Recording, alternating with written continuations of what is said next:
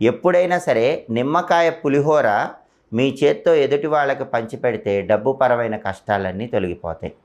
నిమ్మకాయ పులిహోర తీసుకున్న వాళ్ళకి దోషాలు తొలగిపోతాయి, ఇచ్చిన వాళ్ళకు కూడా దోషాలు తొలగిపోతాయి. ఆ శక్తి నిమ్మకాయ పులిహోరకు మాత్రమే ఉంది. కాబట్టి పులిహోర పంచిపెట్టేటప్పుడు చింతపండు పులిహోర కాకుండా నిమ్మకాయ పులిహోర పంచిపెట్టాలి. నిమ్మకాయలు రాహుకేతు స్వరూపాలు.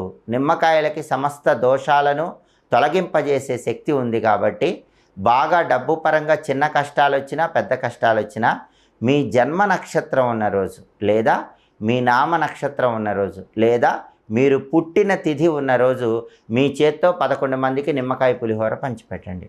అప్పుడు డబ్బు పరమైన పెద్ద కష్టం నుంచి కానీ చిన్న కష్టం నుంచి కానీ తొందరగా బయటపడవచ్చు.